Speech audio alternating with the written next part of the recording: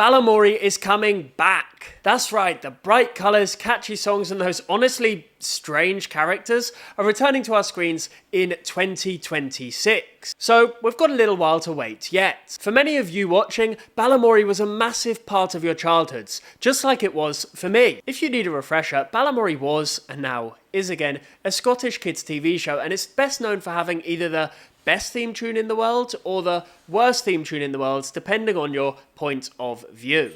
What's the story in Balamory? Would you like to know? What's the story in Balamory? Where would you like to go? And now it's stuck in your head all day too. Although the show was unexpectedly axed in 2005, it didn't disappear from our screens entirely. Thanks to the show's immense popularity, Balamory continued on our screens through reruns, keeping the chaotic, colourful madness alive for years. In fact, it kept airing on CBeebies until 3rd of July 2016.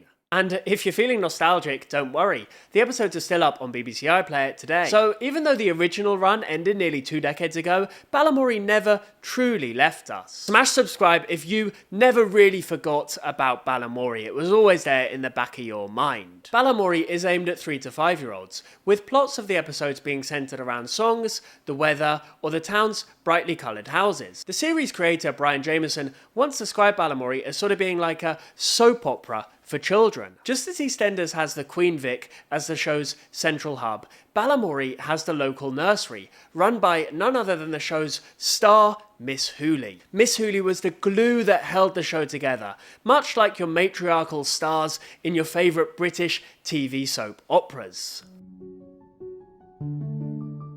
Indeed, a huge reason for the show's revival is down to Julie Wilson Nimmo, Miss Hooley herself. She's been completely hyping the shows in interviews, calling it the best news ever, and saying it's even bigger than the Oasis reunion. Can you believe that? Not for me, mate. So I guess you could say it sounds like a happy ending for her, right? After all, it's what she's been dreaming about for nearly 20 years. But here's the thing. Back in 2005, when the show was shockingly cancelled, stunning the CBeebies world, things weren't quite as rosy as they seemed behind the scenes. The Miss Hooley actor said back in 2004 that she was done with the show. And I quote, "fed up of smiling all day." I mean, can you imagine having to smile all day while kids hum the Balamory theme tune in your ear 24/7? Yeah, that sounds like actual torture. And get this, she even admitted that she was a total cow at home because the filming schedule was so exhausting for her. Do you know what? I can't blame her. After 253 episodes, that green sweater, and her hair taking over 2 hours to style every day, you'd be losing it too. We all would. Miss Hooley's smile? A cry for help, mate. A cry for help.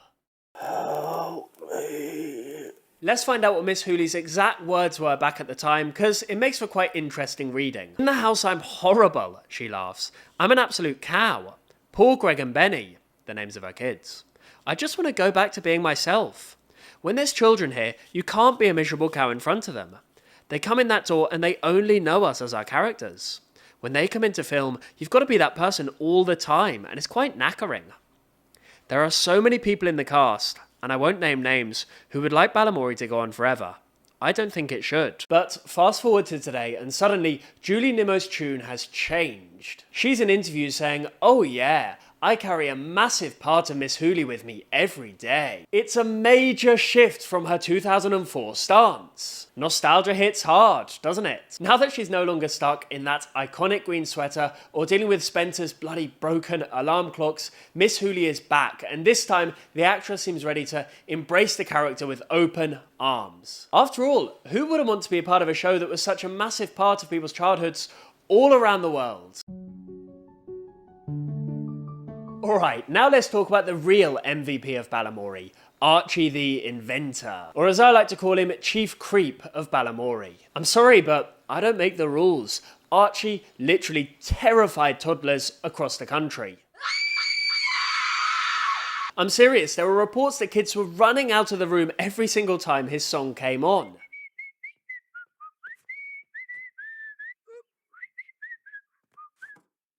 In the words of Susan Oak of Baby Grow, "half the people on there are freaks.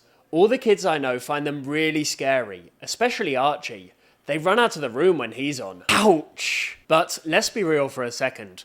Archie's song kinda slaps. Archie the Inventor. I know how things are done. I can make absolutely anything. Inventing things is fun. But here's the thing, the dude invented the most useless inventions in the world. Take a box and some yogurt pop-tops. Hey, it's a car. I know it's a kids' TV show aimed at literal toddlers, but my god, his inventions are just hilariously pathetic. Build a rocket from a squidgy bottle and stick on bits of junk. You can tell Archie comes from money because anyone else who made inventions that useless would be out on the street. And deservedly so. Archie also lived in a grey castle. Yep, I'm sorry to crush your dreams, but it wasn't even pink. Archie, you had your moments, but let's be honest, mate, you're basically one step away from becoming a Halloween costume. Conversely, Miles Jupp, the actor who played Archie the Inventor, is actually quite an interesting dude. Jupp's a fairly big deal in the UK. Not quite a national treasure, more like a regional keepsake. Jupp's a stand-up comedian nowadays, and I have to respect him because he's always been totally honest about how he feels about Balamory. Some would say brutally honest. He's certainly not out there trying to make Archie into some legendary figure. In fact, Jupp once said it was weird just how many 5-year-olds recognised his face. And it was particularly awkward for him when he was performing back at the Edinburgh Fringe Festival back in 2004. He had to deal with 10 kids, hardcore Archie the Inventor fans by the way. They were literally just there to see Archie in the front row of one of his stand-up comedy gigs. You can imagine how that went. It was a total disaster. The show was only 40 minutes long, but Jupp ended up cutting out huge chunks of material, or in his words, filth, because, you know, toddlers don't exactly appreciate adult comedy. I certainly wouldn't put any money on Miles Jupp reprising the role of Archie the Inventor. Another Balamory actress shared that her teenage son was actually embarrassed by the show because when he was in the skate park, kids kept coming up to him and singing the Balamory theme tune at him. She described her teenage son as being secretly proud of her, but not actually wanting to be associated with Balamory. Jupp chimed in and said, "That's how I feel too." Respect for the honesty, dude. So yeah, it's safe to say Archie isn't going to be making a comeback anytime soon. But at least we've got his song to remember him by, right? I'm Archie the Inventor. I know how things are done. I can make absolutely anything. Inventing things is fun. I'm always... Alright, so let me blow your mind with a throwback to the mid-noughties. It was a simpler time of misinformation, less political and more wacky. A conspiracy theory floated around about Buki Akib, the original Josie Jump actor. People believed that she had vanished from public life after she left the show. Back then, if you tried to Google her, you'd find nothing. Literally zero relevant results. It was like she'd vanished into thin air. Naturally, rumours started flying, like, was she sacked? Did she quit for personal reasons? Or, as some more creative thinkers believed, did she fall victim to one of Archie's inventions gone wrong? Leave your best conspiracy theory in the comments below. What do you think happened to Buki Akib, the original Josie Jump actor? My money's on Archie, by the way. But here's where it gets even more wild. The conspiracy theory reached Mumsnet because... of course it did. There was even a thread from 2005, which is still available, that shows someone asking for the truth about Josie Jump. One commenter shared a story about visiting Balamory. On this trip, a grumpy local told tourists, and I quote, "She's dead." Just for a laugh, let's read the full 2005 post in all its Mumsnet glory. The title is, "Someone Tell Me the Truth About Josie Jump." 77 replies. Wow, you can really tell that this electrified mid-noughties Mumsnet. "I was talking with my blokey," that's a word, "the other day about Balamory and how annoying it is when the theme tune gets stuck in your head. He told me that some friends of his went to see the village that is used as the setting when one of their children asked why the original Josie Jump left. The miserable old bloke they asked turned round and said, 'How many times do I have to tell people that she's dead?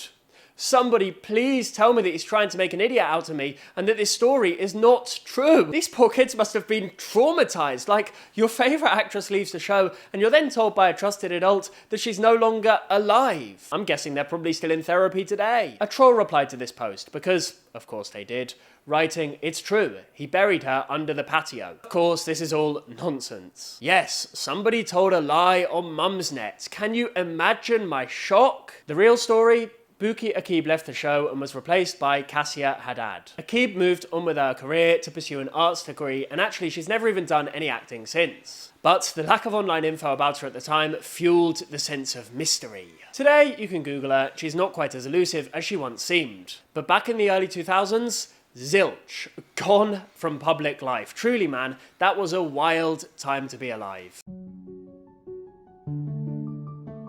Alright, let's talk about Tobermory, the real-life Scottish town where Balamory was filmed. The impact of the show on this peaceful coastal town was massive. During the height of Balamory's popularity, the town, which had a population of 1,000, was flooded with up to 5,000 visitors a day. Imagine living in this quiet, peaceful place, and then suddenly, almost overnight, it becomes a toddler Disneyland. On the other hand, there were financial benefits. Property prices shot up, and houses near Balamory landmarks were selling for ridiculous amounts. For example, a 3-bedroom terrace house next to PC Plum's fictional home sold for £180,000. Before Balamory, it would have gone for £140,000. Who knew that living next to a guy whose toughest case was helping Miss Hooley find her lost keys would add 40 grand to your house price? Estate agents bragged about the town's link to Balamory when trying to sell their houses. One estate agent shared that, "In our sales particulars, we proudly talk about Tobermory, the wee town that inspired Balamory with its colourful houses and gentle folk. Balamory didn't just give us catchy songs, it turned Tobermory into a mini gold mine." All of this would have been super good for tourism, right? But for the locals?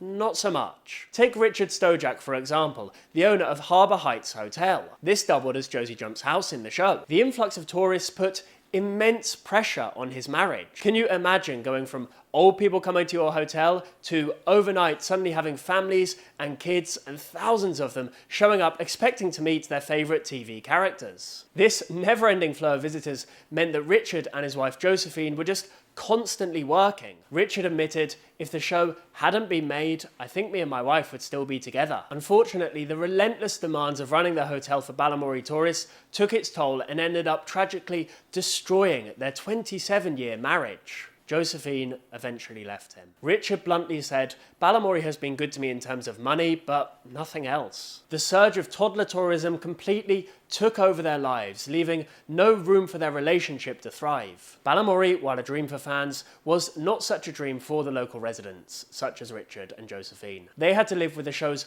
lasting impact on their own personal lives. Current residents of Tobermory, don't you worry yourselves. The reboot might not happen in Tobermory after all. The new Balamory series will likely move to the Isle of Rothsea on the Isle of Bute. The impact of Balamory on this town is going to be totally wild. I mean, the population is only 5,000 and I'm all here for it. I just hope it leads to no more divorces. While everyone thinks Balamory was filmed entirely in Tobermory, that's actually only half the story. It turns out that the exteriors were filmed in Tobermory, but the interiors were filmed in Maryland, Glasgow. Glasgow is of course known for that famous statue with the traffic cone hat that won't go away no matter what the local council tries. So yeah, while Tobermory might get all of the tourist hype, the magic of Balamory was at least partly brought to life in Glasgow. It actually takes 4 hours by car, and this journey also includes a ferry to get from Glasgow to Tobermory. No wonder Miss Hooley was burned out by the end. I mean, think of all that travelling. A lot of people like to think of Balamory as being ahead of its time, a sort of utopia where everyone's equal. Archie may live in a massive pink castle, but he's still down on the docks, dancing a calypso with the rest of them.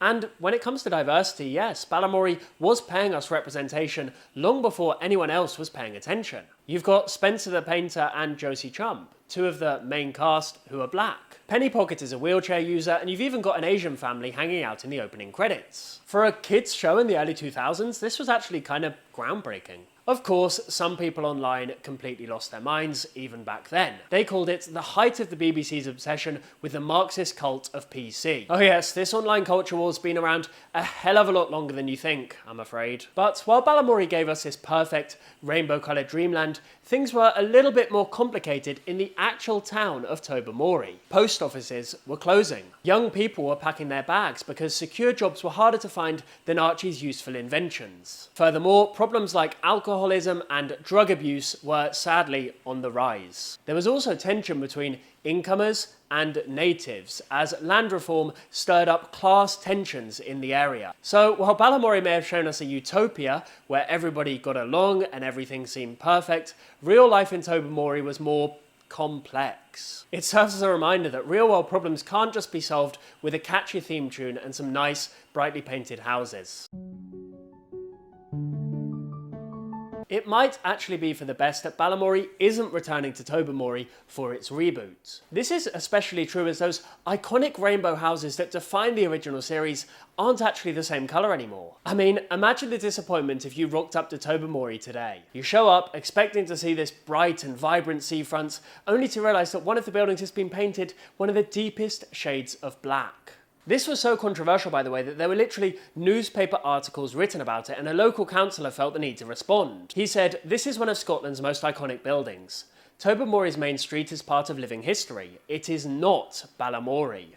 And honestly, he's right. Things change. Tobermory has moved on from its days of being the ultimate tourist hotspot for toddlers. So maybe it's time for Balamory to move on too, and the Isle of Bute could be the fresh start that the show so badly needs. With Tobermory, it kind of feels like there's too much water under the bridge. And let's face it, no one wants to see Miss Hooley in front of a house that looks like it could belong in a Tim Burton film. Kids out there watching this video, y'all have got no idea just how big Balamory was back in the day. The show was just ridiculously popular back in the noughties, to the point where it was attracting 15 million viewers across Europe every single week. And it didn't stop there. Balamory found its way across the globe, being played in countries such as Australia, Canada, Hong Kong, and even South Africa. Smash like if you grew up watching Balamory. Also smash like if you didn't grow up watching Balamory. Please just hit that like button, it really helps me out. Fun fact, America couldn't quite handle Balamory. Those Scottish accents were just a little bit too much for them. Here's another piece of wild trivia. Vatican City received Balamory on the BBC Prime channel, and the Pope was actually rumoured to be a fan. Yes, I mean, it seems that Pope John Paul II was tuning in to keep up with the antics of Miss Hooley and the rest of the gang every week. That's how big this show was! Dude, it was huge! Rumours are that Pope Francis has already set up a VPN on his iPad so he can watch the show when he's out and about in his Pope-mobile, and to be honest, doesn't sound like a bad idea. Back in the noughties, Balamory was so massive that there was an actual Balamory Arena tour. And you're probably thinking, who's going to this? But here's where it gets wild. A promoter revealed the real purpose for this tour in an interview back in 2004. I could lock you in a room for the rest of your life and you'd still never be able to figure out the reason as to why this tour took place. Ready? Brace yourself. The purpose wasn't just to entertain kids or cash in on Balamory's success. No, that would be way too obvious. The promoter said that the real reason was to get kids comfortable with the idea of going to live events. So then, when these kids grew up, they would be comfortable in going to the show and going to see bands such as Sum 41 or Busted. And he named these two specific bands, by the way. I'm not making this up, I swear. The Balamory Arena Tour was literally a gateway drug for festival culture. I'll give you now the exact words of the tour promoter. The thing I like about it is that it gets kids from a very young age used to going to live events. This bodes very well for the concert and festival market in the future. If they're going to arenas to see Balamory, then as they grow older, it makes a lot of sense for us to get them to come and see Sum 41 or Busted. And guess what? It actually worked! Fast forward to 2023, and Busted were on their live tour celebrating their 20th anniversary. They had a #1 record and they sold out arenas across the country. I reckon this promoter was an evil genius, playing 4D chess with our childhoods. Whatever the case, Balamory was the first step in turning a whole generation into concert goers. I bet you didn't know that, because before researching for this video, I didn't have the foggiest idea myself. Now for the real hard-hitting question. Why was Balamory cancelled in the first place? Because it was super successful. Let's not get that twisted. We're talking about a show that consistently pulled in 2 million viewers a week in the UK and sold over 6 million pieces of merchandise. That's not even to mention the endless toys, books, and other merchandise that was just flying off the shelves in the early noughties. But then, on 30th of April 2005, the BBC dropped the bomb. No more Balamory. Fans and even the Scottish tourism industry was gobsmacked. Why axe something so successful? In the words of the BBC, we want to explore new programme ideas for the increasingly competitive preschool market. In other words, they wanted to quit while they were ahead. Admittedly, they'd already produced a staggering 254 episodes, which, to be fair, was enough to air an episode every weekday for an entire year. However, the cancellation of Balamory wasn't just a shock to fans. It had an unthinkably large impact on the residents of Tobermory. What was once a quiet town, known for its scenery and its wildlife, had become the beating heart of toddler tourism. Cafes had to replace their usual tea and scones with kid-friendly menus. Restaurants scrambled to add more high chairs. Businesses saw their sales of ice cream and sweets soar, catering to a much younger audience than they were used to. However, not everybody was thrilled about the changes. Some locals felt that the peaceful charm of Tobermory had been totally overrun by all of these young families. The streets that had once welcomed quiet, middle-aged visitors were now bursting with these toddlers, with these kids, with these babies, with their exhausted parents and their pushchairs, all of these people searching for a slice of the show's inherent magic. The show may have brought more people to the island, but at the same time, many of the people that were going there originally looking for the wildlife and the peaceful scenery were actually put off going and ended up not going to visit Tobermory due to this influx of toddler tourism. And although the show did provide a much needed financial boost for some industries, it didn't benefit the entire tourism industry as a whole equally. Local shops and cafes may have done very well out of day trippers, but this didn't benefit the accommodation sector in the same way. Despite this, the Balamory phenomenon wasn't all bad for Tobermory. For one, it put the town on the map, and for two, it brought in a whole new generation of tourists to the area. Even if that success did mean sacrificing a little bit of the peace and quiet that you had before the Balamory show came along. Let's go back to that Miss Hooley quote from 2004 because actually there's more to it than meets the eye. There are so many people in the cast, and I won't name names, who would like Balamory to go on forever.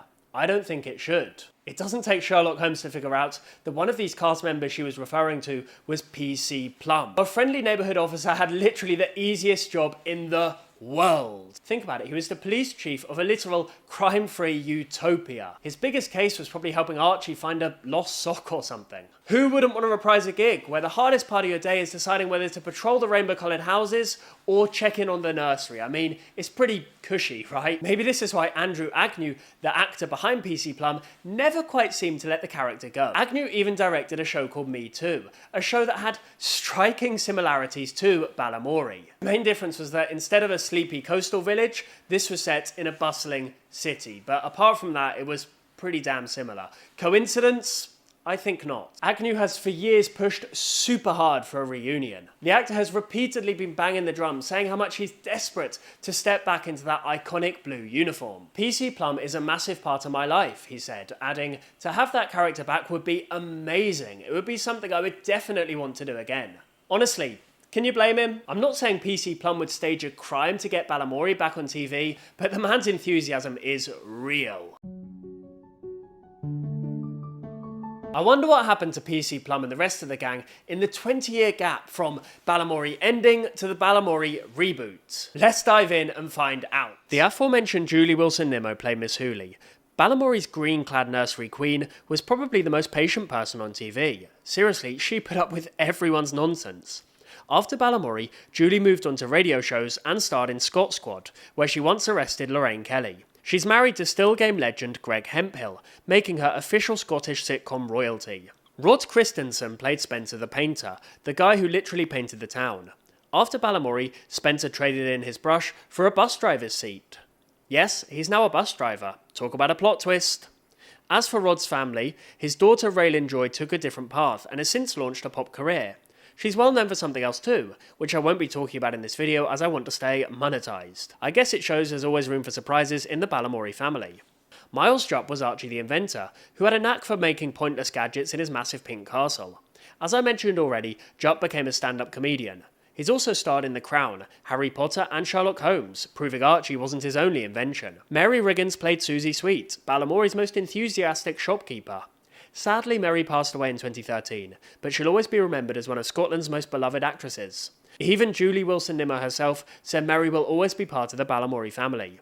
Susie Sweets may have been a great with a feather duster, but Mary was a legend with a career that spanned decades. Juliet Casto played Eddie McCready, the bus driver with the coolest job in Balamory. After the show, Juliet shifted gears to star in Doctor Who, River City, and even a thriller called Click. From nursery runs to drama-filled thrillers, Eddie's clearly got range. Kim Tsukasa played Penny Pocket, the town's maths wizard. Off-screen, Kim's been killing it as an advocate for disabled representation in media, winning awards and being named one of the UK's 100 most influential disabled people in 2019. Penny Pocket might have been counting change, but Kim's counting accolades. Andrew Agnew played PC Plum, the laid-back cop who never had to deal with an actual crime. Post-Balamory, Andrew moved into directing children's TV and became a pantomime staple, starring in shows like Aladdin and Peter Pan. PC Plum in a panto? You know he's still loving those fancy costumes. Buki Akib was the original Josie Jump, but she jumped ship to pursue an arts degree, leaving kids confused when she was replaced by Cassia Haddad. Buki's now a stylist and fashion designer, while Cassie is still acting, with roles in shows like Doctors. Here's the real question. Which cast member's journey surprised you the most? Was it Spencer, trading in his paintbrush for bus driving? Or was it Archie killing it in Harry Potter? Please let me know in the comments below. I'm really interested to see which of these shocked you the most. So, here we are. Did Miss Hooley actually love Balamory, or was she faking it? Did Archie really deserve his status as chief creep? And was Josie Jump really murdered? The answers are as colourful as the houses on Balamory, but one thing's for sure, this show had a massive impact. The reboot truly has a hell of a lot to live up to, from terrifying toddlers to turning Tobermory into a tourist trap. And here's the thing, I'm totally down for righting the wrongs and catching an arena show this time. Hashtag Balamory on tour. But let's be real for a second. We're all here because Balamory was a part of our childhoods. Even if it's disappointing to discover that Miss Hooley may have hated it, we didn't. So, what's the story in Balamory? Wouldn't you like to know?